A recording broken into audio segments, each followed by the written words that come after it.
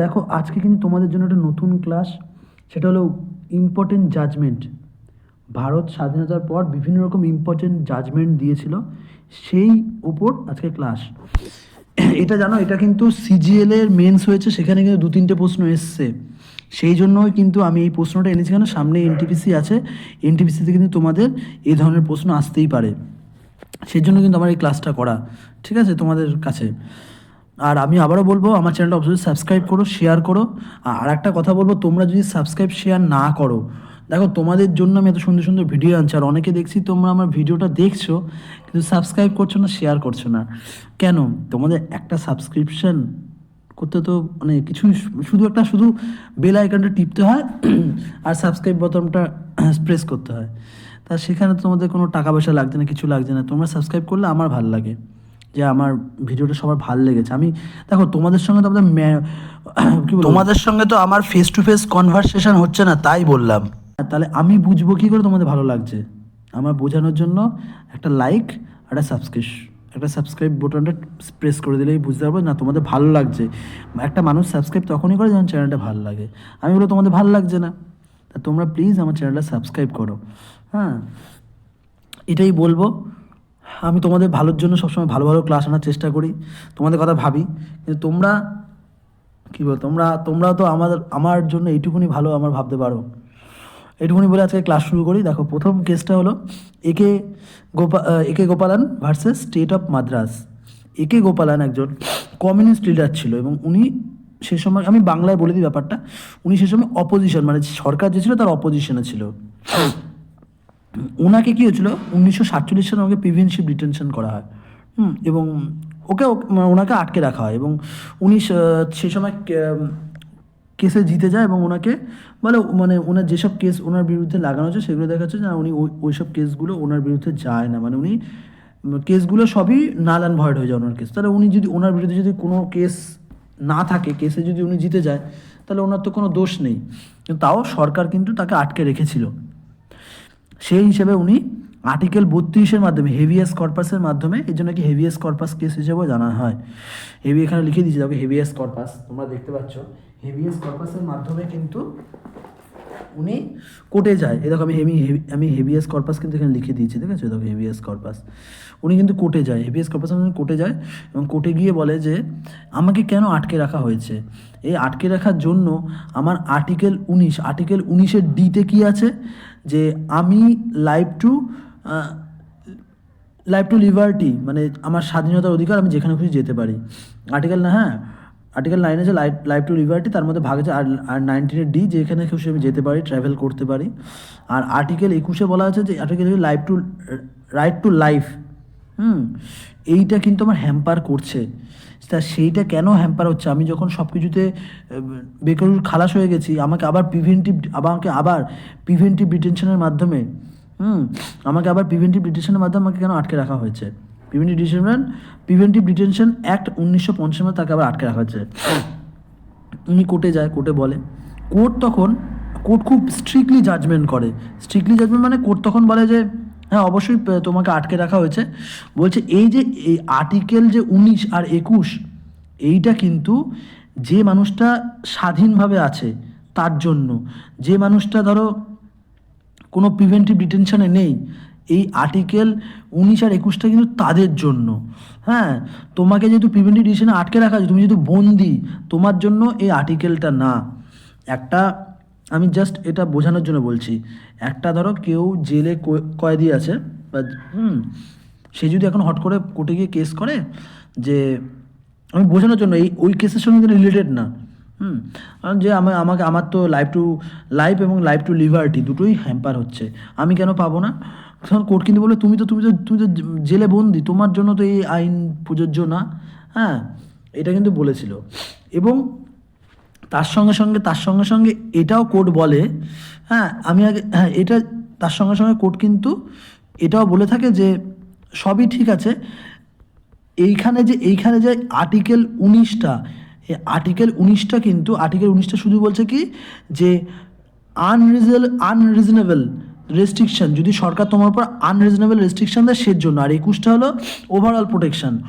কিন্তু ঠিক আছে, এটা বলেছিল, কিন্তু সরকার বলছে তো আনরিজনেবল রেস্ট্রিকশন না, সরকার তোমাকে প্রিভেন্টিভ ডিটেনশন দিয়েছে, তো প্রিভেন্টিভ ডিটেনশন দিয়ে রেস্ট্রিকশন করে রেখেছে, তোমার সন্দেহর ভিত্তি তোমাকে করে রেখেছে, এটা তো আটকে রাখা যায়, তাহলে তোমার তো ওখানে কোনো ব্যাপার না, মানে সরকার, মানে সরি সরকার না, সুপ্রিম কোর্ট কিন্তু তখন সরকারের সাপেক্ষে রায় দেয় এবং বলে এটা কোনো ইললিগাল না, তোমাকে আটকে রেখেছে ঠিকই আছে, তুমি এরকম আটকে থাকা অবস্থায় তুমি এই রাইটগুলো এনজয় করতে পারবে না 21, 19, 21 এবং 22। এবং তার সঙ্গে সঙ্গে আর একটা যেটা বড় ফ্যাক্টর আসে, যে প্রসিডিওর এস্টাবলিশ বাই ল একটা ডিউ প্রসেস অফ ল। এই প্রসিডিওর এস্টাবলিশ বাই লটা কী বলে, যে কোনো একটা আইন ঠিক মতো বানানো হয়েছে কি না, মানে কোন একটা আইন মাথায় একটা পদ্ধতি আছে, তো ধরো আইনটা প্রথমে পেশ করতে হবে, দুটো হাউস থেকে ঠিকমতোভাবে মানে মেজরিটি নিয়ে পাস করতে হবে, তারপরে প্রেসিডেন্ট ওটায় সই করবে, তারপরে ওটা আইন হবে। এই প্রসিডিওরটা মেনটেন হয়েছে কিনা, মানে আজকে ধরো আমি বোঝানোর জন্য বলছি, আজকে ধরো প্রধানমন্ত্রী আসলো, এসে একটা আইন লিখলো, প্রেসিডেন্টকে সাইন করে বলে এটা কালকে থেকে এই আইনটা লাগু। এটা কিন্তু সঠিক প্রসেসটা ফলো করা হলো না। প্রসেসটা কি, প্রথমে হলো লোকসভায় উঠবে, তারপরে বিধানসভায়, তারপরে হলো তোমার রাজ্যসভায় যাবে, দুটো হাউস থেকে পাস হবে, সেটা রাষ্ট্রপতির কাছে যাবে, রাষ্ট্রপতি সই করবে, তারপরে আইনটা হবে। তাহলে প্রসিডিওরটা এইভাবে বলেছিল, প্রসিডিওর এস্টাবলিশ বাই ল, যে প্রসিডিওর এস্টাবলিশ ল এটাই বলা হয়েছে যে প্রসিডিওরটা ঠিক কিনা, আইন প্রণয়ন প্রসিডিওরটা ঠিক কিনা, যদি আইন প্রণয়ন প্রসিডিওর ঠিক থাকে তাহলে আইন বৈধ। সে আইনটা মানে অনৈতিক হোক বা আইনটা মানুষের জন্য খারাপ হোক বা যেটা কোনো কী বলবো যুক্তিযুক্ত না আইন সেটা হোক না কেন, যদি প্রসিডিওর ঠিক হতো তাহলে কিন্তু এই আইনটা ঠিক আছে। মানে এখানে কিন্তু আইনের ন্যায্যতার উপর বিচার করা হয়নি, আইনের কিন্তু মানে প্রসিডিওর উপর দেখা হয়েছে। কিন্তু আর ডিউ প্রসেস অফ ল কি, আইনের ন্যায্যতা, যে আইনটা কি ঠিক। ধরো আজকে থেকে তোমার এখনকার সরকার একটা বলে দিল, শুনুন কালকে থেকে আর কেউ ব্যাংক থেকে 100, ধরো 5,000 টাকা বেশি তুলতে হবে না পার ডে। এবার এটা ধরো আইন করে দিল, ধর প্রসিডিওর ঠিকই মেনেছে, কিন্তু এটা কি ন্যায্য? কারোর তো অনেক মেডিকেল এমার্জেন্সি থাকতে পারে, কারোর এডুকেশনাল এমার্জেন্সি, টাকা লাগবে, অনেক রকম এমার্জেন্সি, কারোর ব্যবসার এমার্জেন্সি থাকতে পারে, সে 5,000 টাকা বেশি তুলতে পারছে, তাহলে তো হ্যাম্পার হবে। তো এইটা কিন্তু প্রসিডিওর এস্টাবলিশ বাই ল মাধ্যমে যদি করা তাহলে ঠিক, কিন্তু ডিউ প্রসেস অফ লতে এটা কিন্তু ভুল, এটা বলেছিল কিন্তু। ঠিক আছে, তাহলে বুঝতে পারলে এইখানে 3টে মেন পয়েন্ট, একটা হেভিয়াস কর্পাস যেটা হেভিয়াস কর্পাস এখানে এসে হয়েছিল, একটা হলো এখানে ডিউ প্রসেস অফ লটাও জানা যায় এবং প্রসিডিওর এস্টাবলিশ বাই লটাও জানা যায়, এবং হলো এইখানে কিন্তু স্ট্রিক্টলি যেটা কি, যে আমাদের যে সুপ্রিম কোর্ট এই আর্টিকেল 19 আর আর্টিকেল এসকে সেপারেটভাবে দেখে, দুটো সেপারেট না, দুটো প্রায় একই আর্টিকেল।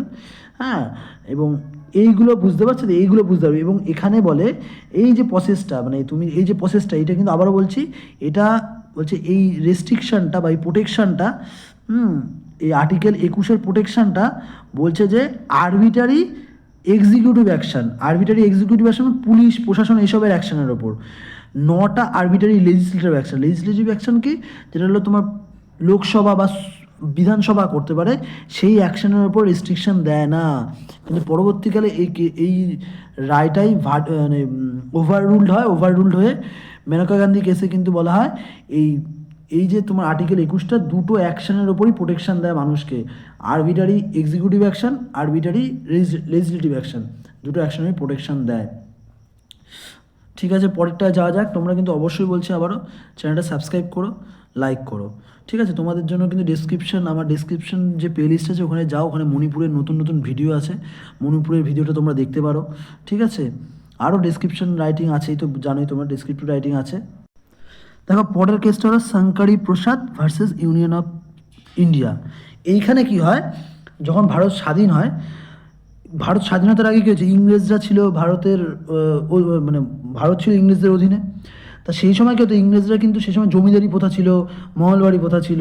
সে সময় জমিদার বা মহলবাড়িরা কী করতো, কৃষকদের উপর প্রচুরভাবে মানে চাপ দিয়ে কর তুলতো, জমিদাররা কর তুলতো, মানে অনেক ধরনের দাসত্ব প্রথার মতো, হ্যাঁ, স্লেভারি সিস্টেমের মতো জোর করে কর তুলতো। তা সরকার দেখছে যে এটা তো একটা ধরনের খুব বাজে প্রথা, ওরা জোর করে কর তুলবে কৃষকদের কাছ থেকে, তো কৃষকদের হ্যাম্পার হবে, ক্ষতি হবে। তা ওরা তখন কী করলো, সরকার তখন কী করলো, জমিদারি অ্যাভলিউশন অ্যাক্টের মাধ্যমে বলে যারা যারা জমি আছে তাদের জমিটা বিলি করে দেওয়া হবে সাধারণ কৃষক বা সাধারণ মানুষের মধ্যে। সেই সময় উত্তরপ্রদেশ, বিহারের তো প্রচুর জমিদার আছে, তারা তখন কোর্টে যায়, বিভিন্ন হাইকোর্টে যায়, হাইকোর্টে বিভিন্ন রকম কেস করে তারা। তা কেসে এরকম কেস করে এবং বিভিন্ন কোর্ট রায় দেয়, কোনো কোনো কোর্ট রায় দেয় যে মানে তারা কেস করে যে দেখুন সবই ঠিক আছে, কিন্তু এই যে আমাদের যে প্রপার্টিটা নিয়ে নেওয়া হচ্ছে, প্রপার্টি তো ফান্ডামেন্টাল রাইট, অবশ্যই ফান্ডামেন্টাল রাইট। তো তখনকার সময়টা এই শঙ্করী প্রসাদ কেস হয়েছিল 1951 সালে। 1951 সালে কিন্তু এই প্রপার্টিটা কিন্তু ফান্ডামেন্টাল রাইটের মধ্যে ছিল। বলছে আমাদের ফান্ডামেন্টাল রাইটটা হরণ হচ্ছে, তো ফান্ডামেন্টালটা হরণ তোরা তারা গিয়ে বলে যে জমিদাররা কোর্টে গিয়ে বলে আমাদের ফান্ডামেন্টাল রাইট হরণ হচ্ছে, এইটা কী করে সম্ভব, আমাদের ফান্ডামেন্টাল হরণ হয়ে যাবে এভাবে। তখন কোনো কোনো কোর্ট বলে না এটা ঠিক আছে, যে এরকম ফান্ডামেন্টাল রাইট হরণ করা যায় না, তোমাদের জমি ফিরে দিতে হবে। আর কোনো কোনো কোর্ট বলে যে না ওটা হরণ করা যায়, এটা সাধারণ মানুষের মধ্যে বিলি করা যায় সাধারণ মানুষের ভালোর জন্য। তখন পার্লামেন্ট দেখছে তো বিপদে পড়া গেল, তা কী করা যায়, পার্লামেন্ট তখন প্রথম কনস্টিটিউশন অ্যামেন্ডমেন্ট অ্যাক্ট আনে। এর জন্যই এই কেসটা কিন্তু ইম্পর্টেন্ট, এই শঙ্করী প্রসাদ কেসের মাধ্যমে কিন্তু প্রথম কনস্টিটিউশন অ্যামেন্ডমেন্ট অ্যাক্ট আনে। প্রথম কনস্টিটিউশন অ্যামেন্ডমেন্ট অ্যাক্ট আনে যে তখন এনে কী বলে, আর্টিকেল, আবার বলছি আর্টিকেল 31 এ, আর্টিকেল 31 বি, আর্টিকেল 31 এতে বলা হয় যে সরকার যে কোনো মানে তার সরকার যদি মনে করে যে কারোর জমি নিয়ে নিতে পারে, অ্যাকোয়ার করে নিতে পারে। এবং আর্টিকেল বিতে বলা হয় যে সরকার ওই জমিটা এই যে আইনগুলো বানাচ্ছে এগুলো 9 শিডিউলে ফেলে দেবে। হ্যাঁ, 9 শিডিউলে ফেলে দিলে ওটা কিন্তু আর ওইটার মানে ওটার কোর্টে আর যেতে পারবে না, জুডিশিয়াল রিভিউ হবে না, জুডিশিয়াল রিভিউ মানে কোর্টেও যেতে পারবে না। সেই সময় শঙ্করী প্রসাদ সুপ্রিম কোর্টে যায় যে এইটা কী হলো ব্যাপারটা, তো এর যেরকমভাবে খুশি যা ইচ্ছা করে নিচ্ছে, তবে কি আমার ফান্ডামেন্টাল রাইটও সরকার অ্যামেন্ডমেন্ট করতে পারবে। তখন সুপ্রিম কোর্ট বলে যে হ্যাঁ অবশ্যই পারবে, বলছে যে এইখানে অ্যামেন্ডমেন্টের কথা বলা হচ্ছে, অ্যামেন্ডমেন্ট মানে কনস্টিটিউশন অ্যামেন্ডমেন্ট মানে বলছে ইনক্লুডিং ফান্ডামেন্টাল, বলছে কনস্টিটিউশনের যে কোনো পার্ট পার্লামেন্ট অ্যামেন্ডমেন্ট করতে পারে। এ দেখো এখানে লিখে দিচ্ছি ইনক্লুডিং ফান্ডামেন্টাল রাইটও অ্যামেন্ডমেন্ট করতে পারে সরকার। তখন এবং বলা হয়েছে যে এই ধর বলছে যে এই যে আর্টিকেল 13 যে রেস্ট্রিকশন দিচ্ছে, আর বলছে আর্টিকেল 13টা অর্ডিনারি লতে রেস্ট্রিকশন দিচ্ছে, বলছে যে অ্যামেন্ডমেন্ট, এই কনস্টিটিউশন অ্যামেন্ডমেন্টটা কোনো লই না, বলছে কনস্টিটিউশন অ্যামেন্ডমেন্টের মাধ্যমে যে কোনো একটা নতুন করে যে কোনো একটা রিফর্ম বা আইন আনবে সেটা লয়ের মধ্যে পড়েই না। যদি লয়ের মধ্যে না পড়ে তাহলে আর্টিকেল 13-এর মধ্যে ঢুকছে না। বলছে আর্টিকেল 13-এর মধ্যে যেগুলো মানে আর্টিকেল 13 বলছে যে এরকম কোনো আনতে পারবে না সরকার, আর্টিকেল 13 বলেছে, যেটা কি আমাদের মানে মানুষের ক্ষতি করে, মানুষের যেটা বিপক্ষে যাবে। তা বলছে ফান্ডামেন্টাল রাইটের মাধ্যমে যে অ্যামেন্ডমেন্ট হচ্ছে এটা কোনো লই না, এরকম মানে সরকার বলছে, সুপ্রিম বলছে এটা কোনো লই না, যে অ্যামেন্ডমেন্ট হচ্ছে, অ্যামেন্ডমেন্টটা কোনো না, অ্যামেন্ডমেন্টটা কোনো না, তাহলে তো কোনো ব্যাপার না, উনি করতেই পারে, উনি তোমার জমি নিয়ে নিতেই পারে। কিন্তু এইটা ওভার রুলড হবে, এখন বলবো না, দাঁড়াও সরি, এইটাও কিন্তু ওভার রুলড হবে, এটা ঠিক প্রায় 16 বছর পর ওভার রুলড হবে। এটা 1967 সালে গিয়ে ওভার রুলড হবে। ঠিক আছে, কখন বলবো এটা তোমরা বুঝতে পারলে ব্যাপারটা। পরেরটায় আসি। পরের কেসটা কি, পরের কেসটা হলো বেরুবাড়ি ইউনিয়ন কেস। দেখো এখানে কি হয়েছে, সেই সময় কিন্তু বেরুবাড়ি আমাদের ওয়েস্ট বেঙ্গলের জলপাইগুড়ির একটা অংশ ছিল। সে সময় ভারতের সঙ্গে, এবং তখন পাকিস্তান ছিল, তখন পূর্ব পাকিস্তান ছিল, একটা ডিসপিউট চলছিল। তো তখন আমাদের তখনকার যে প্রাইম মিনিস্টার, তা সে তখন ওই আমাদের পাকিস্তানের প্রাইম মিনিস্টারের সঙ্গে কথা বলে ওই ঠিক আছে বেরুবাড়িটা আমরা ডিভাইড করে নেবো, দেখো বেরুবাড়িটা ডিভাইড করে নেবো, তুমি কিছু অংশ নেবে, আমি কিছু অংশ নেবো। তখন যারা অপোজিশন ছিল তারা বলছে যে আর্টিকেল 1-এ বলা আছে যে সোভরেন কান্ট্রি, হ্যাঁ, এই আর্টিকেল 1-এর 3-তে বলছে যে আমাদের কিন্তু অ্যালাউ করে যে কোনো টেরিটরি অ্যাকোয়ার করার জন্য, হ্যাঁ, এইটা কিন্তু পারমিট করে না সিডিং মানে দান করে দেওয়ার জন্য। এবং আর্টিকেল 3-তে জানো আর্টিকেল 3 আছে, আর্টিকেল 3-তে তোমরা জেনে রাখবে, আর্টিকেল 3-তে কোনো এক্সিস্টিং স্টেট মানে যেটা রয়েছে সেই স্টেটটার এরিয়া ডিমিনিশ, বাউন্ডারি ঠিক করা, নাম ঠিক করা, এরম করতে পারি, বা নতুন কোনো এক্সিস্টিং স্টেট থেকে নতুন কোনো স্টেট তৈরি করতে পারি। হ্যাঁ, আমরা কিন্তু ওই আর্টিকেল 3-তে কিন্তু এটা বলেনি যে আমাদের কোনো স্টেট ভেঙে সেটা কিন্তু যে আমরা অন্য কোনো কান্ট্রিকে দিয়ে দেবো, এটা কিন্তু বলেনি। এই নিয়ে কিন্তু তখন যারা বিরোধী ছিল তারা অলরেডি মানে হইচই শুরু করে। তখন আমাদের প্রেসিডেন্ট তখন কিন্তু সুপ্রিম কোর্টের রায় চায় যে দেখো এরকম একটা ব্যাপার হচ্ছে, কি করা যায়। তখন কিন্তু সুপ্রিম কোর্ট এটাই বলে থাকে যে অবশ্যই আর্টিকেল থ্রি এই পাওয়ার কিন্তু দেয়নি মানে পার্লামেন্টকে যে আমাদের নিজের স্টেট অন্য কোনো মানে কান্ট্রি বা ইউনিয়নকে দিয়ে দেবো। হ্যাঁ, এইটা কিন্তু আর্টিকেল 3 দিয়ে নর্মাল কোনো নর্মাল প্রসিজিওর না। আর্টিকেল 3 দিয়ে নর্মাল প্রসিজিওর মধ্যে করা হবে না। এইটার জন্য কিন্তু দরকার, এই দেখো এখানে বলে দিয়েছে, এইটার জন্য দরকার কিন্তু কনস্টিটিউশন অ্যামেন্ডমেন্ট দরকার। ঠিক আছে, এই দেখা বলে দিয়েছে যে subject required to the constitution amendment under article 368 কিন্তু দরকার এইটার জন্য। এটা নট জাস্ট আর্টিকেল 3 মাধ্যমে করা যাবে না। এর জন্যই কিন্তু সরকার, এটা মনে রাখতে, এটা কেন বললাম, এর জন্য সরকার রেজাল্ট করে কি 9th শিডিউল অ্যামেন্ডমেন্ট অ্যাক্ট আনে। এই 9th শিডিউল অ্যামেন্ডমেন্ট অ্যাক্ট এনে কিন্তু বেরিবারি ইউনিয়নের যে ডিসপিউট কেট মানে যে বর্ডার ডিসপিউট কেসটা সেটা কিন্তু ঠিক করে। এবং মনে রাখতে হবে এই বেরিবারি কেসেই কিন্তু বলে যে preamble is not a part of the constitution India, কনস্টিটিউশনের পার্ট না, ইন্ডিয়ার কনস্টিটিউশনের পার্ট না কিন্তু প্রেম্বল না। পরবর্তীকালে এটা ওভাররুলড হয়, তোমার মনে রাখবে। আচ্ছা, তার পরের কেসে যাই, বলছে গোলকনাথ কেস। হ্যাঁ, এই গোলকনাথ কেসে কী বললাম, যে একটু আগে তোমাদের বোঝালাম যে এই যে শঙ্করী প্রসাদ কেসে যে শঙ্করী প্রসাদ বলছে হ্যাঁ পার্লামেন্ট পারে তোমার ফান্ডামেন্টাল রাইটও হরণ করতে পারে। কিন্তু এইখানে কি বলে, এই গোলকনাথ কেসে বলে যে না, ফান্ডামেন্টাল রাইট অ্যামেন্ডমেন্ট করতে পারে না। দেখো বলছে যেহেতু fundamental right can not amendment, এখানে বলো ফান্ডামেন্টাল অ্যামেন্ডমেন্ট করতে পারে না। ফান্ডামেন্টাল যেই অ্যামেন্ডমেন্ট হচ্ছে সেটাও একটা ল। একটু আগে বলেছিল যে যেটা অ্যামেন্ডমেন্ট সেটা ল না, সেটা যদি ল না সেটা আর্টিকেল 13-এর মধ্যে পড়ছে না।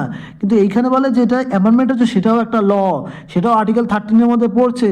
তা আর্টিকেল 13 যদি পড়ে সেটা কিন্তু জুডিশিয়াল রিভিউ হবে, সেটা কিন্তু ঠিক হচ্ছে না ভুল হচ্ছে সেটাও দেখা হবে। তা দেখা যাচ্ছে ফান্ডামেন্টাল রাইটটা কিন্তু আর্টিকেল 13-এর মধ্যে পড়ছে, এবং ফান্ডামেন্টাল রাইট যদি অ্যামেন্ডমেন্ট করতে হয়, মানে ফান্ডামেন্টাল রাইট অ্যামেন্ডমেন্ট মানে মানুষের অধিকার খর্ব করা। তা মানুষের অধিকার খর্ব করা সেটা যদি করতে হয়, হ্যাঁ, আর্টিকেল 13-এর মধ্যে সেটা কিন্তু জুডিশিয়াল রিভিউর মধ্যে, জুডিশিয়াল রিভিউতে কিন্তু নানালভার হয়ে যাবে। তখন বলেছিল এই ফান্ডামেন্টাল রাইট অ্যামেন্ডমেন্ট যদি করতেই হয় তাহলে new constitution will be required, মানে নতুন কনস্টিটিউশন রিকোয়ার্ড করতে হবে, নতুন কনস্টিটিউশন অ্যাসেম্বলি। নতুন কনস্টিটিউশন অ্যাসেম্বলি, যে কনস্টিটিউশন অ্যাসেম্বলি হয়েছিল কি কনস্টিটিউশন তৈরি করার জন্য, নতুন কনস্টিটিউশন অ্যাসেম্বলি তৈরি করতে হবে, মডিফাই দ্য ফান্ডামেন্টাল রাইট। মানে যদি ফান্ডামেন্টাল রাইটকে যদি কোনো রকম চেঞ্জ করতে হয় তাহলে কিন্তু কনস্টিটিউশন অ্যাসেম্বলি তৈরি করতে হবে, এটা ইম্পর্টেন্ট। ঠিক আছে, এবং সরকার দেখছে এই তো আবার বিপদ, এ তো এত ঝামেলা, আমি কনস্টিটিউশন এত কষ্ট করে ঠিক করলাম যে কনস্টিটিউশন ফান্ডামেন্টাল রাইটও অ্যামেন্ডমেন্ট করবো। তখন এই গোলকনাথ কেসের পর আবার সরকার 3টে অ্যামেন্ডমেন্ট আনে। একটা হলো 24 amendment, 25th amendment, 26th amendment, 29th amendment, এবং বলে যে অল 4th অ্যামেন্ডমেন্ট, এই যে 4টে অ্যামেন্ডমেন্ট আনলো সরকার, এই 4টে অ্যামেন্ডমেন্টই কিন্তু নাল অ্যান্ড ভয়েড করে দেয় কে, কেশরীনাথ ভারতী কেস, যেটা সব থেকে important case, Kesarinath Bharati case. আবারও বলছি, কেশরীনাথ ভারতী কেস সব থেকে ইম্পর্টেন্ট কেস, যেটা নাল অ্যান্ড ভয়েড করে দেয় এই 4টে অ্যামেন্ডমেন্টকেই।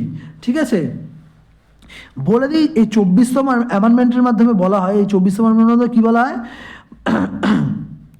হ্যাঁ, বলছে যে এই মানে ফান্ডামেন্টাল রাইট যে সরকার যে কোনো অ্যামেন্ডমেন্ট করবে সেইটার কিন্তু জুডিশিয়াল রিভিউ করতে পারবে না। হ্যাঁ, জুডিশিয়াল রিভিউ করতে পারবেন, এটা বলে দেয়। ঠিক আছে, কিন্তু এবার আসছি, এবার কেশরনাথ ভারতী কেসে কী বলে।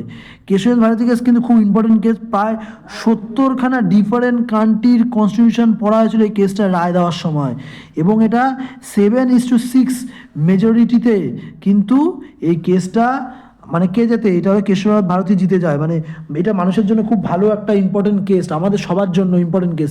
এইখানে কিন্তু বলে হ্যাঁ অবশ্যই, এখানে বলে সরকার বলছে ফান্ডামেন্টাল আমি অ্যামেন্ড করবো, আমি সব কিছু অ্যামেন্ডমেন্ট করবো, আমি সব কিছু, তখন রায় দেয় হ্যাঁ অবশ্যই তুমি সব কিছু অ্যামেন্ডমেন্ট করবে, অবশ্যই তোমার অধিকার আছে সব কিছু অ্যামেন্ডমেন্ট করার।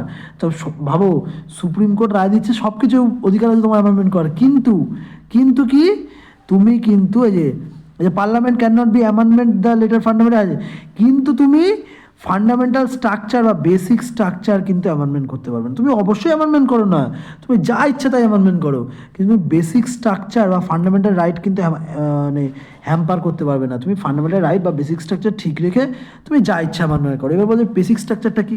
ধরো আমাদের ইন্ডিয়া এখন পার্লামেন্টারি সিস্টেম, কালকে থেকে বলছে পার্লামেন্টারি সিস্টেম, কালকে থেকে প্রেসিডেন্সিয়ালি সিস্টেম হবে না, হবে না। কেন? এটা বেসিক স্ট্রাকচার, এটা যদি চেঞ্জ করতে হয় তাহলে তোমাকে নতুন করে আবার হয় রেফারেন্ডাম নিতে হবে, আর নয় আবার কনস্টিটিউশন অ্যাসেম্বলি বসাতে হবে। এটা বেসিক স্ট্রাকচার। আমাদের ধরো রিপাবলিক স্টেট, কালকে থেকে বলো না রিপাবলিক না, কালকে থেকে মনোক্রেসি হবে বা অটোক্রেসি হবে, এটা হবে না। এগুলো যেমন আমাদের সিকুলার স্টেট, কালকে থেকে সিকুলার স্টেট না, কালকে থেকে এখানে হিন্দুই থাকবে, কালকে থেকে এখানে মুসলমানই থাকবে, কালকে থেকে এখানে এরম হয়ে গেল, ওটাও কিন্তু আমাদের কিন্তু বেসিক স্ট্রাকচারের মধ্যে পড়ে। এইগুলো কিন্তু আমাদের অবশ্যই তুমি অ্যামেন্ডমেন্ট করতে পারো, কিন্তু এখানে মনে রাখবে যে বেসিক স্ট্রাকচারের এখানে কিন্তু কথা প্রথম বলা হয়। আর কোর্ট আর সুপ্রিম কোর্ট বলে যে অবশ্যই ফান্ডামেন্টাল রাইট অ্যামেন্ডমেন্ট সব কিছু অ্যামেন্ডমেন্ট করতে হবে, কিন্তু বেসিক স্ট্রাকচার ঠিক রেখে। এবং একটু আগে যেটা দেখলে এই যে বেরুবাড়ি কেসে বলা ছিল, বেরুবাড়ি কেসে যেটা বলা হয়েছিল যে এই প্রেমবেল কিন্তু পার্ট নয়, কিসের পার্ট নয়, তোমার হলো কনস্টিটিউশন, ইন্ডিয়ান কনস্টিটিউশন পার্ট নয়, কিন্তু কৃষ্ণ ভারতী কেসে বলা হয় অবশ্যই প্রেমবেল কিন্তু ইন্ডিয়ান কনস্টিটিউশন একটা ইন্ট্রিম পার্ট, মানে যেটা অবিভাজ্য পার্ট। ঠিক আছে, পরের কেসে যাই। বলছে পরের কেসটা দেখো, বলছে যে ইন্দিরা গান্ধী ভার্সেস রাজনারায়ণ কেস। এই রাজনারায়ণ কী করেছিল? রাজনারিন, ইনি বলেছিল যে 1971 সালে যখন ইন্দিরা গান্ধী জেতে, উনি কোর্টে যায়, কোর্টে গিয়ে বলে দেখুন উনি যে জিতেছে উনি কিন্তু মানে ইলেকশনে ম্যাল প্র্যাকটিস করেছে, হ্যাঁ উনি কিন্তু ম্যানিপুলেট করেছে, উনি যে মেশিনারি আছে, ওনার যে গভর্নমেন্ট মেশিনারি আছে, ওনার যে নিজের মানে গভর্নমেন্টের যে মেশিনারি থাকে সেটা কিন্তু ইউজ করে উনি ভোটে জিতেছে।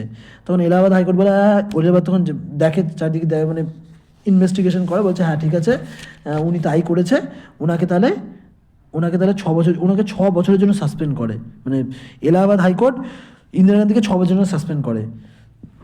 তো ইন্দিরা গান্ধী বলছে না, এ তো আমি মানবো না। ইন্দিরা গান্ধী সুপ্রিম কোর্টে চলে যায়। সুপ্রিম কোর্টের এই কেসের ব্যাপারে মানে অলরেডি আলাপ আলোচনা করছে, মানে বিবেচনা করছে কী করবে না, যা মানে হিয়ারিং চলছে, হিয়ারিং চলছে। উনি কি এই ইন্দিরা গান্ধী কী করে, ঠিক কিছুদিন পরেই এই 39 অ্যামেন্ডমেন্ট আনে, এবং কী করে 39 অ্যামেন্ডমেন্টের মাধ্যমে এই 329A আর্টিকেল আনে। 329A আর্টিকেলে বলে যে সরকার বা ধরো সরকার না, পার্লামেন্ট কিন্তু কখনোই এই ধরো প্রেসিডেন্টের ইলেকশন, প্রাইম মিনিস্টারের ইলেকশন, তারপরে ধরো স্পিকারের ইলেকশন নিয়ে কোনো কিছু তদন্ত বা কোনো কিছু জাজমেন্ট দিতে পারবে না। হ্যাঁ ঠিক আছে, জাজমেন্ট দিতে পারবে না। তখন ঠিক তার পরের দিনই কিন্তু সুপ্রিম কোর্ট রায় দেয় যে না, ইন্দিরা গান্ধী যেভাবে জিতেছিল সব ঠিক আছে, ইন্দিরা গান্ধী ইন্দিরা গান্ধী পিএম থাকবে, নতুন কোনো পিএম হবে না। এবং বলে তার সঙ্গে এটাও বলে যে 39 অ্যামেন্ডমেন্টের মাধ্যমে যে তুমি 329A আর্টিকেলটা এনেছো, এটা নাল অ্যান্ড ভয়েড। কেন? এইটা কিন্তু আমাদের বেসিক স্ট্রাকচারকে হ্যাম্পার করছে। কেন? বেসিক স্ট্রাকচারের মধ্যে পড়ে কি জুডিশিয়াল রিভিউ। তুমি যে প্রেসিডেন্টের ইলেকশন বা প্রাইম মিনিস্টার ইলেকশনের যে ব্যাপার নিয়ে যখন ডিসপিউট হয়, এইটা কিন্তু জুডিশিয়াল রিভিউর মধ্যে পড়ে। তুমি জুডিশিয়াল পাওয়ারকে কিন্তু খর্ব করতে পারো না। হ্যাঁ, এই election dispute through the exercise of the judicial power by the adjusting factor and the apply to the relevant law detailing the to the representative of the public, এইটা নিয়ে তুমি কিন্তু করতে পারো না। হ্যাঁ, এবং এটাও বলে যে তুমি কিন্তু তাহলে জুডিশিয়াল ব্যাপারে ঢুকছো। আমাদের যে কনস্টিটিউশনে একটা বেসিক স্ট্রাকচার আছে, বেসিক স্ট্রাকচারের কথা আগেই বলে দিচ্ছি, যে separation of the power, separation of the power জিনিসটা কি? তোমার জুডিশিয়ারের কাজ আলাদা, লেজিসলেচারের কাজ আলাদা, এক্সিকিউটিভের কাজ আলাদা, সবার কাজ ভাগ করা। সবার সবার কাজ করে, আমাদের কিন্তু পুরো পারফেক্টলি সেপারেট না, আমাদের মানে তোমার হলো পুরোপুরি মানে স্ট্রিক্টলি সেপারেট না, আমাদের মধ্যে কিন্তু একসঙ্গে কাজ করে সবাই। শুধু জুডিশিয়ালটা পুরোপুরি আলাদা, লেজিসলেচার আর হলো তোমার এক্সিকিউটিভ প্রায় একসঙ্গেই কাজ করে। তাই বলছে যে এরা কিন্তু এই তোমার হলো জাজমেন্ট, যে জুডিশিয়াল ফাংশনে তোমরা ইন্টারফেয়ার করছো, এটা বেসিক স্ট্রাকচারকে হ্যাম্পার করছে, তাই 39 অ্যামেন্ডমেন্টটা নাল অ্যান্ড ভয়েড করে দেয়। এবার আসি মেনকা গান্ধী কেসটা বলে দিই। মেনকা গান্ধী কেসে তোমাদের প্রথমেই বললাম যে মেনকা গান্ধী কেস কিন্তু এই কেসটাকে ওভাররুল করে, তোমার একে গোলকনাথ কেসকে ওভাররুল করে। একে গোলকনাথ কেসে কি বলা হয়েছিল মনে আছে? একে গোলকনাথ কেসে বলা হয়েছিল যে আমাদের যে ওনার হলো 21তম মানে 21তম আর্টিকেলটা আর 19তম আর্টিকেলটা হ্যাম্পার হচ্ছে, কিন্তু এইখানে ওটা ওভাররুল করে। দেখো এই মেনকা গান্ধী কেসে যেটা বললাম, মেনকা গান্ধী কেস প্রথম মানে মেনকা গান্ধী কেসে কি হচ্ছে, মেনকা গান্ধীর পাসপোর্টটা, মেনকা গান্ধীর যে পাসপোর্টটা আছে, মেনকা গান্ধীর পাসপোর্টটা যে পাসপোর্ট অফিসার আছে সে সিজ করে দিয়েছিল। তার কাছ থেকে রিজন জানতে চাইছিল যে কেন সিজ করলো, যে আমার পাসপোর্টটা কেন সিজ করলেন। তো মেনকা গান্ধী কোনো ভ্যালিড রিজন বলেনি যে আপনার পাসপোর্টটা এই কারণে সিজ করলাম বা এই কারণে, ওরম কোনো ভ্যালিড রিজন বলেনি।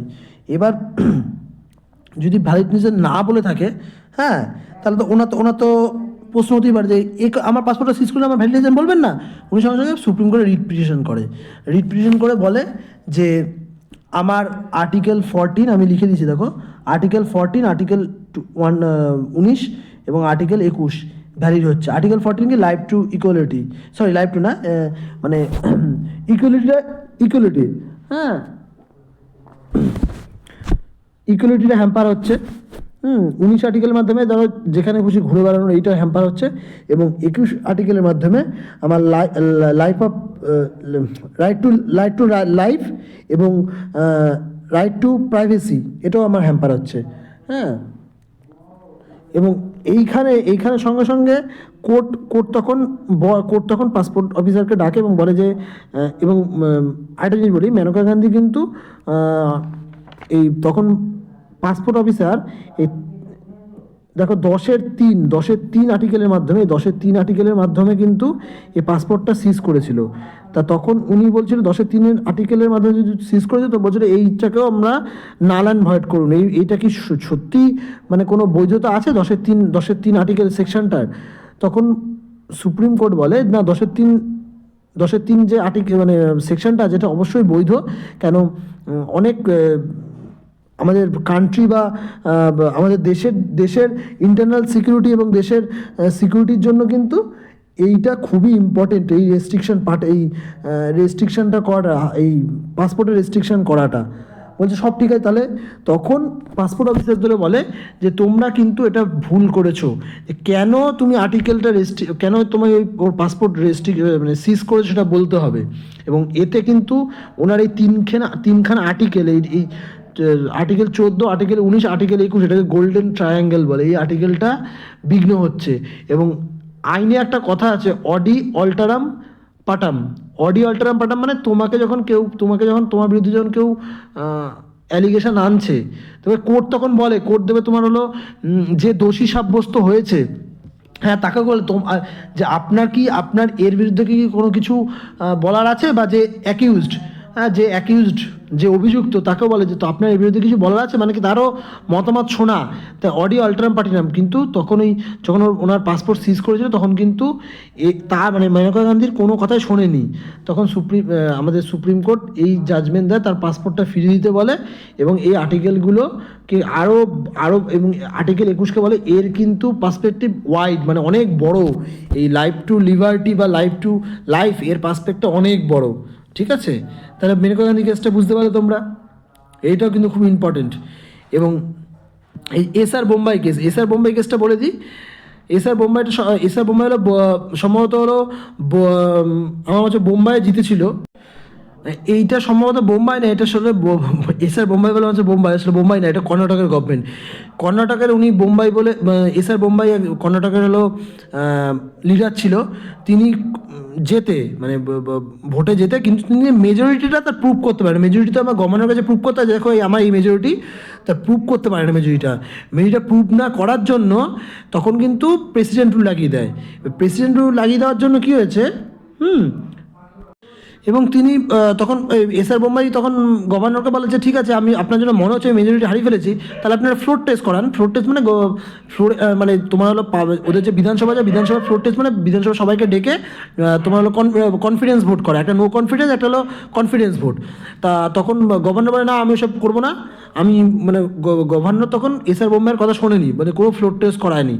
তখন ওনার গভর্নমেন্ট মানে ওনার যে গভর্নমেন্ট এসআর বোম্বাই যে গভর্নমেন্ট সেটাকে ফেলে দেয় কর্ণাটকে। তখন উনি হাইকোর্ট যায়, হাইকোর্ট এই কেসটাকে মানে নেয়নি, মানে লাগু করেনি, মানে এই কেসটা বলছে না যা করেছে গভর্নর যখন ঠিকই করেছে।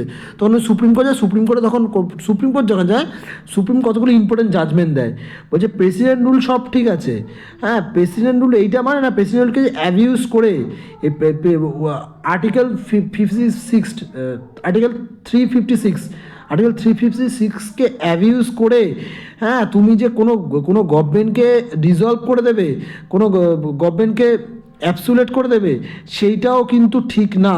এবং এইখানে তখন বলে ইট said that the president should be use the power, মানে এই পাওয়ারটা, এই প্রেসিডেন্টের পাওয়ারটা ইউজ করতে পারে অনলি আফটার হিজ প্রোক্লেমেশন মানে লিখিতভাবে দেবে, হ্যাঁ হ্যাজ বিন অ্যাপ্রুভড, যখন লিখিতভাবে এই প্রোক্লেমেশনটা অ্যাপ্রুভড হবে বাই বোথ হাউস, যদি বোথ হাউস থেকে অ্যাপ্রুভ হয় তখনই প্রেসিডেন্ট কিন্তু প্রেসিডেন্ট রুল কোর্টে লাগাতে পারবে। আর এই ইম্পোজ যে প্রেসিডেন্ট রুল 356 এটা কিন্তু জুডিশিয়াল রিভিউর মধ্যে পড়ে, মানে এর দ্বারা কিন্তু রাজ্য সরকারগুলো মানে আস্থা ফিরে পেলো। কেন সেন্ট্রাল গভর্নমেন্ট যখন তখন বলতে পারে যে এইখানে ঠিকমতো চলছে না, এখানে সরকার ফেলে দিয়ে প্রেসিডেন্ট রুল লাগিয়ে দাও। এইভাবে কিন্তু রাজ্য সরকারগুলো তাদের মানে তাদের যে মানে রাজ্যের যে লোকজন আছে, তারা তাদের যে রিপ্রেজেন্টেটিভ চুজেছে তাদের মর্যাদাও রাখলো, মানে লোকদের যে বিশ্বাস নিজের গভর্নমেন্টের প্রতি সেটা কিন্তু ফিরে পেলো। ঠিক আছে, এটা খুব ইম্পর্টেন্ট কেস, কিন্তু এটা কিন্তু সবাই পড়বে। ঠিক আছে, এই ভিশাখা কেস যেটা খুব ইম্পর্টেন্ট কেস, এটা কিন্তু ওয়ার্ক প্লেসে সেক্সুয়াল হ্যারাসমেন্ট নিয়ে সুপ্রিম কোর্ট একটা ভালো ভার্ডিক্ট দেয়। কী হয়, রাজস্থানের একজন মহিলা ছিল ভবানী দেবী বলে, তা তিনি কিন্তু খুব মানে সোশ্যাল ওয়ার্কার ছিল, বিভিন্ন রকম ওয়েলফেয়ার কাজ করতো। তা শোনা গেছে গুর্জার প্রতিহার, শুনেছে গুর্জার প্রতিহার, তা গুর্জার বংশের কোনো একজন পরিবারে 1 বছরের মেয়েকে বিয়ে দিচ্ছিল। সেখানে গিয়ে ওই শিশুর যাতে বিয়ে মানে বাল্যবিবাহ বন্ধ সেই নিয়ে উনি আন্দোলন করে, বিয়েটা আটকাতে না পারলেও বিয়েটা হয়ে যায়। পরবর্তীকালে ওই গুর্জার পরিবার তাদেরকে গ্রাম থেকে তাড়িয়ে দেয়। কি হয়, সে এই ভবানী দেবী যখন মাঠে তার স্বামীর সঙ্গে কাজ করছিল, তখন 5-6 জন মিলে তাকে গ্যাং রেপ করে। এবার গ্যাং রেপ করার পর উনি ইসের কাছে যায়, পুলিশের কাছে যায়, পুলিশ ওনার কেসটা নেয়নি, মানে এফআইআর লাগু করেনি। এবং তারপরে উনি এবং তিনি কোর্টে যায়, মানে ট্রায়াল করে যায়। ট্রায়াল কোর্টে যাওয়ার পর কী হয়েছে, যখন ট্রায়াল কোর্টে যায় তখন কিন্তু ট্রায়াল কোর্ট ল্যাক অফ এভিডেন্সে না পাওয়ার জন্য ওই যে 4-5 জন ছিল তাদের মানে বেকুশ খালাস করে দেয়। তখন একটা সে ওম্যান ওয়েলফেয়ার গ্রুপ বা ওম্যান রাইটস গ্রুপ, যেটা মানে ওম্যান্সের একটা গ্রুপ, তখন ভিশাখা নাম করে একটা কেস পিটিশন জারি করে যে এই ওয়ার্ক প্লেসে বা কাজ করা অবস্থায় বা ওয়ার্ক প্লেসে এই সেক্সুয়াল হ্যারাস করা বা গ্যাং রেপ করা, এটা কিন্তু আর্টিকেল 14, ভালো করে শোনো, আর্টিকেল 14, আর্টিকেল 15, আর্টিকেল 19 এবং আর্টিকেল 21, এই 4টে ফান্ডামেন্টাল রাইটসকে ভায়োলেট করছে। আর্টিকেল 14 কী বলেছে, যে রাইট টু ইকুয়ালিটি। আর্টিকেল 15 কী বলেছে, race, caste, gender, birth place এইসবের বেসিসে তুমি কাউকে ডিসক্রিমিনেট করতে পারবে না। এবং আর্টিকেল 19 কী বলেছে, আর্টিকেল 19 জি, মনে রাখবো আর্টিকেল 19 জিতে কী বলেছে, কোনো লোক যে কোনো প্রফেশন মানে ফ্রিলি এনজয় করতে পারে, যে কোনো তুমি কাজ করতে পারো, শুধু কি সেই প্রফেশনটা যাতে অন্য কারোর ক্ষতি না করে বা দেশের যাতে ক্ষতি না করে, সেইভাবে তুমি করতে পারো, সেটাকে ভায়োলেট করছে।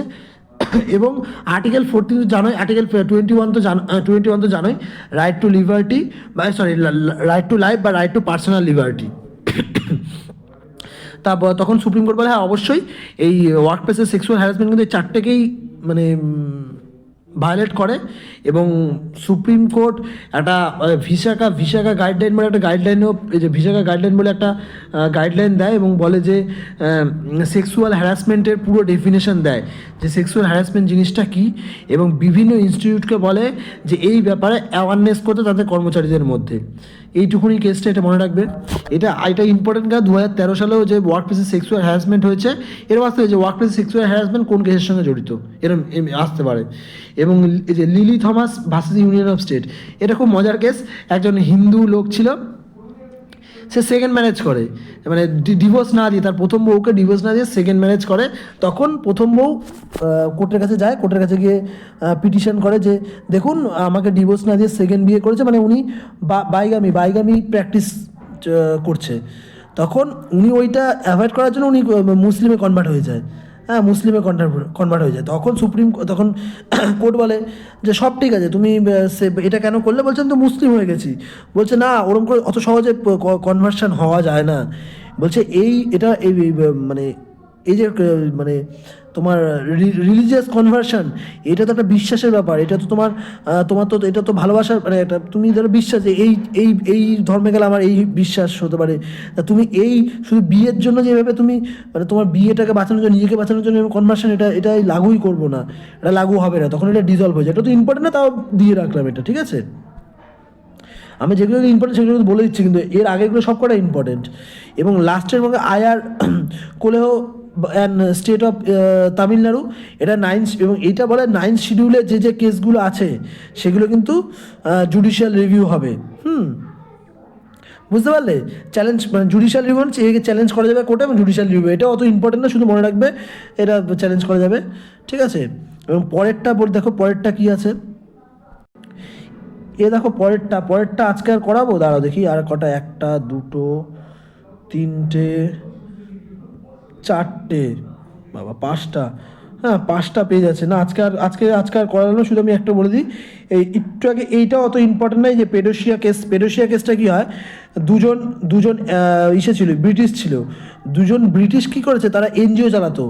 এনজিও তো কী করেছে, এনজিও তো বাচ্চাদের উপর সেক্সুয়াল হ্যারাস করতো বা তাদের রেপ করতো। তা ওখান থেকে 2টো বাচ্চা, ওই এনজিও থেকে 2টো বাচ্চা গিয়ে কোর্টে রিপোর্ট করে, কোর্ট না, পুলিশে রিপোর্ট করে, এবং এই বাচ্চাদের উপর যে সেক্সুয়াল হ্যারাসমেন্ট, একটা ধরনের রোগ, এটা হ্যাঁ পেডোসিয়া এক ধরনের রোগ, মানে বাচ্চাদের প্রতি মানে ছোটো বাচ্চাদের প্রতি সেক্সুয়াল অ্যাট্রাকশান হওয়া, এই সেক্সুয়াল অ্যাবিউজ, দেখো sexual abuse or children is one of the most various crime. এটা বলে অত ইম্পর্টেন্ট না, ঠিক আছে, এটা মনে রাখবে, এটা অত ইম্পর্টেন্ট না। কিন্তু এইটা খুব ইম্পর্টেন্ট। হ্যাঁ, অরুণা শাহবানু কেসটা খুব ইম্পর্টেন্ট। হ্যাঁ, অরুণা শাহবানু কেসটা কী হয়েছে বলে দিই। হ্যাঁ, এই কেসটা কি হয়, 1 মিনিট, দেখো পরের কেসটা গেছে অরুণা সানবাগের কেসে কী হয় বলছে, মানুষের supreme court declare that people have right to die with dignity, মানে মানুষের মরে যাওয়ার অধিকার, যে ধরো মানুষের যে মরার যে অধিকারটা, এটা ডিগনিটি, মানে একটা সুন্দরভাবে মরার অধিকার আছে। এখন একটা মানুষ যারা মরে যাবে না, ঠিক আছে, ও রোগে পড়েছে, হ্যাঁ ঠিক আছে, ওকে তুমি রাস্তায় ফেলে দাও, ও আর কিছু হবে না, রাস্তায় ফেলে দাও। এইভাবে কাউকে ফেলে রাখা যাবে না। সে রোগে পড়েছে, সে হয়তো ধরো কারোর প্যারালাইসিস হয়েছে, সে তো মরে যাবেই একটা সময়, সব মানুষই মরে যাবে। তাহলে তাকে রাস্তায় ফেলে দাও, তাকে ট্রিটমেন্ট ছাড়াই মেরে দাও, যেহেতু মরে যাবে। যার বয়স হয়ে গেছে, বাধ্যতা করে ট্রিটমেন্ট দিতে হবে, এমনি মরে যাক, এইটা কিন্তু চলা যাবে না। এইটাকে যে অরুণা সানবাগ কী হয়েছিল, একজন হাসপাতালে কাজ করতো, তাকে কোনো কারণে সেক্সুয়াল হ্যারাসমেন্ট বা তাকে কোনো রেপ করার চেষ্টা করেছে, সেই সময় সে কোমায় চলে যায়, মানে ভেজিটেড স্টেটে চলে যায়। ভেজিটেড স্টেট মানে কোমা। ভেজিটেড স্টেটে চলে যাওয়ার পরে কী হয়েছে, সে খুব কষ্ট করে খাবার দাবার করতো, এবং সে সময় একজন রিট পিটিশন করে যে এইভাবে সে বেঁচে আছে, তো এতে তো তারও কষ্ট হচ্ছে, তাই এইভাবে তাকে তো আমরা করে দিতে পারি। এরকম বলে দেখো, একটু বলো না, ভেজিটেড স্টেটে চলে যায়, ভেজিটেড কন্ডিশনে চলে যায়, তাকে তো আমরা প্যাসিভ ইউথেনেশিয়া দিতে পারি। প্যাসিভ ইউথেনেশিয়া দিয়ে একটা আমাদের ঋত্বিক রোশনের একটা বই এসেছিল, সম্ভবত মানে গুজারিশ বলে একটা বই এসেছিল। ওই বইটা দেখো, প্যাসিভ ইউথেনেশিয়াটা কি বলে দেবে, ঠিক আছে। ওই গুজারিশ বইয়ে কিন্তু প্যাসিভ ইউথেনেশিয়াটা কি বলে দেবে। এবং কি হয়েছে, এরা বলে দেয় যে এইভাবে, কিন্তু সেই সময় সুপ্রিম কোর্ট রায় দেয় যে রাইট টু ডিগনিটি, হ্যাঁ, যে না ওরম করে কিন্তু মরা যাবে না, বা ওর তো অনেক কিছু জাজমেন্ট হয়, তা ডিক্লেয়ার দ্য বলে দিচ্ছে allow passenger under the certain condition, যদি সার্টেন কন্ডিশনের মাধ্যমে প্যাসিভ ইউথেনাসিয়া অ্যালাউ করা যাবে, মানে প্যাসিভ তখনই অ্যালাউ করা যাবে যখন ব্রেন ডেড হয়ে গেছে বা খুব ক্রিটিক্যাল কেস, ধরো ও এত কষ্ট পাচ্ছে সেসব কেসে, সব কেসে গিয়ে ধরো সব কেসে গিয়ে বলতো এখন ধরো আমার মনে হচ্ছে আমার আর ভাল লাগছে না বাঁচতে, আমি গিয়ে এখন কোর্টের কাছে করলে আমাকে প্যাথিভ ইউথেনাসিয়া দিয়ে দিন, কিন্তু ওটা করবে না কোর্ট। কেউ যদি খুব কষ্ট পাচ্ছে, খুব মানে তার জীবন আর এসে নেই, তখন কিন্তু কোর্ট তাকে প্যাথিভ ইউথেনাসিয়া দেবে, ঠিক আছে। আর এটা সবাই মনে রাখবেন, নোটা কেস তো জানোই, নোটার মাধ্যমে কিন্তু 2013 সালে আসে, এটা মনে রাখবে, এইটা আসবে 2013 সালে নোটা কেস, নোটা কেসটা কিন্তু খুব মনে রাখবে। এই সম্ভবত এই 2011 সালে যখন অরুণা শাহবাগ কেসের মাধ্যমে কিন্তু পরেই গুজারিশ বইটা আসে, তোমরা দেখো গুজারিশ বইটা খুব ভালো বই, আমি দেখেছি। সেখানে ওই ঋত্বিক রোশন প্যাথিভ ইউথেনাসিয়া চায়, কিন্তু সে সময় কোর্ট সম্ভবত পরবর্তীকালে কোর্ট দিতে যায়নি, পরবর্তীকালে ঐশ্বর্য রায় নিজে মেরে লাস্টে উনি মানে মানে মানে ও নিজে মানে মৃত্যুটা নেয় নিজের হাতে। ওটা ছাড়ো, নোটা কেসে বলছে 2013 সালে আসে, নোটা কেসে বলছে লোকের যেরকম কাউকে নির্বাচন করার অধিকারও আছে, সেরকম কিন্তু কাউকে রিজেক্ট করার অধিকারও আছে। বলছে আমার তো কাউকে নাও, আমার এখানে 10 জন দাঁড়িয়েছে, আমার 10 জনের মধ্যে একজনের পছন্দ নাই হতে পারে, বা আমার 3 জন দাঁড়িয়েছে, 3 জনের একজনের পছন্দ নাই হতে পারে, যদি সেই অপশানটা না দাও তাহলে তো আমার তো ফান্ডামেন্টাল রাইট হরণ করছো।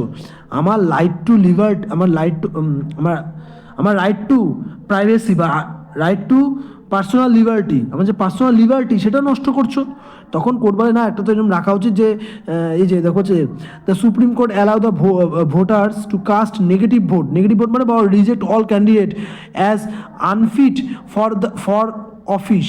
ইট started that the right to vote and right to vote none of the above, এর মাধ্যমে কি right to vote none of the above আর দ্য বোথ ফান্ডামেন্টাল রাইট বললাম না, দুটোই ফান্ডামেন্টাল রাইট। আমি কাউকে চয়েস করবো কি চয়েস করবো এটা আমার চয়েস না করাটা আমার ফান্ডামেন্টাল রাইট, কিন্তু এর মাধ্যমে কিন্তু ইভিএমের মধ্যে এই ইভিএমের এবং ব্যালট পেপারের নান অফ দ্য অ্যাবাভ এই ফেজটা আসে, ঠিক আছে। আর বললাম না, আজকে এইটুকুনি থাকুক, পরের দিন কিন্তু আরও 4টে পেজ আছে, তোমরা কিন্তু পরের দিনের ক্লাসের জন্য ওয়েট করো, অবশ্যই সাবস্ক্রাইব করো। আবার কি বলবো, অনেক কেস আছে এখন, কিন্তু এখনও কিছু ইম্পর্টেন্ট কেস আছে, আমি বারবার বলছি, তোমরা নজর রেখো আমার চ্যানেলের উপর। আমাকে অবশ্যই সাবস্ক্রাইব করলে তোমরা বুঝতে পারবে, সাবস্ক্রাইব না করলে কিন্তু নতুন ভিডিও আসলে বুঝতে পারবে না। এর জন্যই বলছি। এরপর মিনামিল কেস আছে, শাহবানু কেস আছে, এইগুলো সব ইম্পর্টেন্ট। মিনামিল, শাহবানু, ইন্দিরা সাহানি কেস, এগুলো কি খুব ইম্পর্টেন্ট, কিন্তু এই 3টে কেসে এখানে পরপর কেসগুলো ইম্পর্টেন্ট, এগুলো আজকে বলবো না, আজকে ভিডিওটা অনেকক্ষণ হয়ে গেছে। অবশ্যই বলবো, লাস্টে বলবো অবশ্যই সাবস্ক্রাইব করো। সাবস্ক্রাইব করলেই কিন্তু তোমরা বুঝতে পারবে যে কখন ভিডিও আসে কখন ভিডিও আসছে না। আর আমার চ্যানেলে প্রচুর ভালো ভালো ভিডিও আছে, তোমরা ভালো লাগলে অবশ্যই গিয়ে ভিজিট করো, দেখো, আমার চ্যানেলটা শেয়ার করো। তো যত তোমরা শেয়ার করো, যত সাবস্ক্রাইব করো, তত ভালো ভালো ভিডিও আসবে। আমি এইটুকু বলতে, তোমার যদি ভালো না লাগে আমাকে বলো, অবশ্যই সাবস্ক্রাইব, তোমরা একটা সাবস্ক্রাইব বুঝবে তোমাদের ভালো লাগছে, তোমরা যতজন সাবস্ক্রাইব করবে ততজনের ভালো লাগছে ভিডিওটা। ওকে বাই, আর কিছু বলবো না, অবশ্যই বলবো লাস্টে সাবস্ক্রাইব শেয়ার।